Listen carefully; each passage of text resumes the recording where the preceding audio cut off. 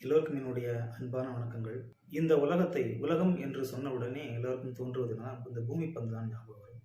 ஆனால் இந்த பால்வழி அண்டம், அதில் இந்த 9 கோள்கள், நம்முடைய பண்பாட்டின்படி 9 கோள்கள் என்பது சூரியனை மையமாகக் கொண்ட 8 கிரகங்களைத்தான் நாம் 9 கோள்களாக வழிபடுகிறோம்.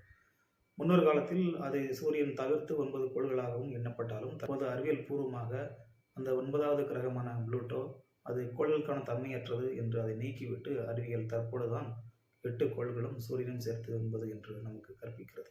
இன்றைய காலகட்டத்தில் நமக்கு இப்படியெல்லாம் அறிமுகப்படுத்தக்கூடிய ஒவ்வொரு நிகழ்வுகளுமே மிகப்பெரிய வியப்பை அந்த காலத்தில் எப்படி ஏற்படுத்தியிருந்தால் அவர்களெல்லாம் அதை அவ்வாறு வடிவமைத்திருப்பார்கள் என்பதை நாம் எண்ணி பார்க்கும் பொழுது உடம்பெல்லாம் சிலிர்த்து புல்லரிக்கிறது. மாணிக்கவாசக பெருமான் இறைவன் மீது எந்த அளவுக்கு ஒரு தீராத பற்று கொண்டு அவரை அணு அணுவாக அவருடைய ஒவ்வொரு குணநலன்களையும் பற்றி எண்ணி வாழ்ந்திருந்தால் இந்த அளவிற்கு அவர் மீது தூய அன்பு கொண்டு அவரை நேசித்து இப்பேற்பட்ட வரிகளை எல்லாம் இறைவன் மூலமாக நமக்கு தர முடியும் என்று நினைத்து பார்க்க வேண்டும். இப்பேற்பட்ட மிகவும் சிறப்பு வாய்ந்த இந்த திருவாசகத்துடைய 10வது 15வது வரிகளை நாம் இப்பொழுது காணலாம். தேகங்கெடுத்தாண்ட வேந்த நடி வெல்க, பிறப்பருக்கும் பிஞ்சகன் தன் பெய்கழல்கள் வெல்க, புறத்தார்க்கு சேயோன் தன் பூங்கழல்கள் வெல்க,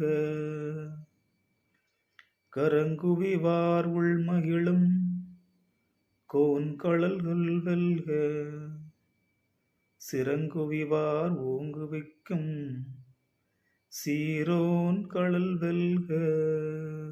ஈசனடி போற்றி எந்தையடி போற்றி, தேசனடி போற்றி சிவன் சேவடி போற்றி, நேயத்தே நின்ற நிமலனடி போற்றி, மாயப் பிறப்பருக்கும் மன்னனடி போற்றி, சீரார் பெருந்துரை நம் தேவனடி போற்றி. திருச்சிற்றம்பலம்.